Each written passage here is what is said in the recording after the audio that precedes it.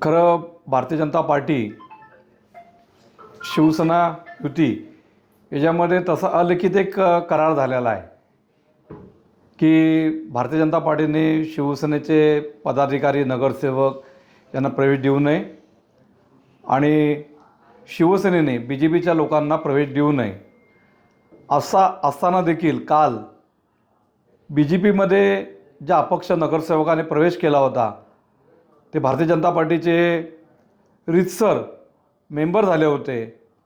त्यांना भारतीय जनता पार्टीचं त्यांना आणि त्यांच्या बहिणीला तिकीट जाहीर झालं होतं।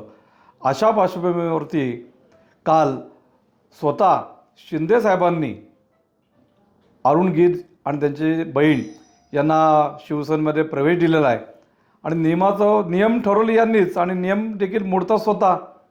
खरं तर भारतीय जनता पार्टीच्या मागे खूप लोक आज शिवसेनेतली जी इच्छुक आहेत प्रवेश करण्याकरता, सगळ्यांना आम्ही नाही सांगितलं, सगळ्यांना थांबवून ठेवलेलं आहे। अंबरनाथ असेल, उल्हासनगर असेल, कल्याण असेल, डोंबिवली असेल, अनेक नगरसेवक पण आहेत शिवसेनेचे की जे प्रवेश करण्याकरता उत्सुक आहेत। पण असं युतीमध्ये ठरलेलं आहे की एकमेकांची घेऊ नये आणि युती होणार आहे, 100% युती होणार आहे। अशा प्रकारचे संकेत स्वतः शिंदे साहेबांनी, स्वतः मुख्यमंत्री देवेंद्रजी फडणवीस साहेबांनी, भाजपचे प्रदेशाध्यक्ष रवींद्रनाथ चव्हाण यांनी स्वतः मीडियाच्या मार्फत सर्वांना सांगितलेलं आहे। अशा पार्श्वभूमीवरती असं लक्षात येतं की शिवसेनेला भाजपवर युती करायची नाही आहे।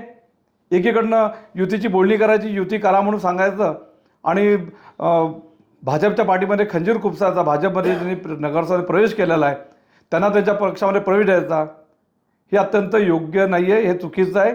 त्याचा आम्ही खरं भारतीय जनता पार्टीकडे नेत्यांकडे देखील आम्ही या संदर्भात तक्रार केलेली आहे आणि अशा प्रकारे युती जर का करायची असेल तर ही चुकीची घटना घडली नाही पाहिजे अशी आमची सर्व कार्यकर्त्यांची भाजपच्या ही भूमिका आहे।